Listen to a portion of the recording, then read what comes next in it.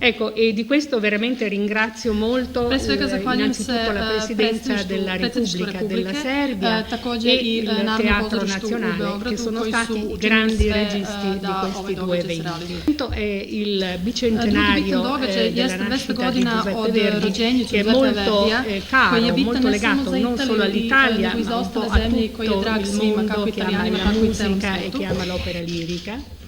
Quindi un grande grazie da parte dell'ambasciata d'Italia dakle, još jednom veliko hvala od ambasade i od Italijanskog instituta za kulturu, koji je veoma zadovoljan što sarađuje sa ovdje prisutnima. Italijanski institut učestvuje dovođenjem dva pevača u slučaju opere Trubadur, to su bariton Domenico Balzani i tenor Stefano Lacolla.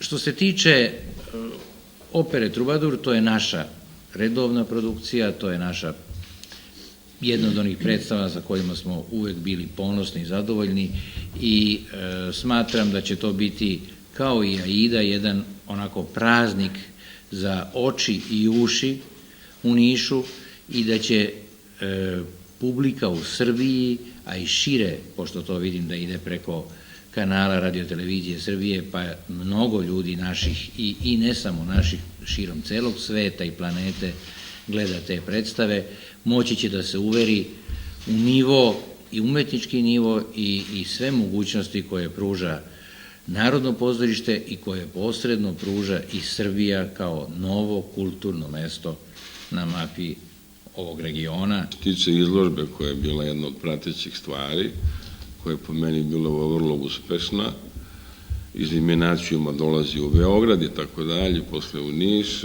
bit će hodočešće 25.000 rimokatoličkih vernika 20. i 21. u Nišu, svi će proći kroz Staru Buduvansku da pogledaju ovu izložbu, a negde sredinom oktobra već su dogovori pri kraju, ostala je tema samo državnih garancija, a izložba o Konstantinu ide na poziv države Vatikan, ne znam koja je, da li je to Republika ili kako se tituliše, ide u najbolju, najslavniju galeriju Braću de Carlo-Magno, ostaje tamo neke otprilike 4 nedelje i zatvorit će predsjednik Republike Srbije, koji inače je otvorio u Iminacijumu tu istu izložbu.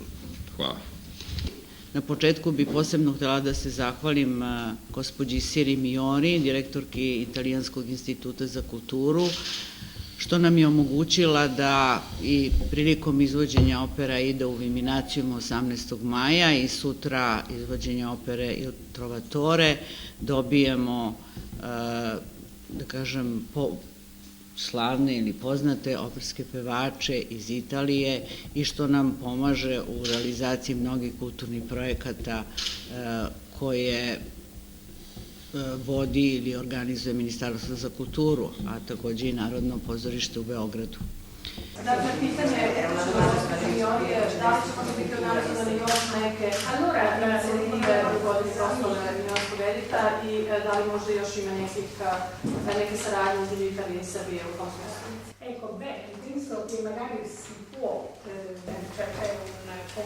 naravno, želela bih da napomenem posebno tu razmenu između Italije i Srbije u smislu turneje koju će hor Narodnog pozorišta u Beogradu održati u Italiji, posebno u regiji Julijanska Giulia, Julijanska tajna. Hor će učestvovati na otvaranju i na zatvaranju festivala duhovne muzike u Pordenone. Festival di musica sacra di Pordenone.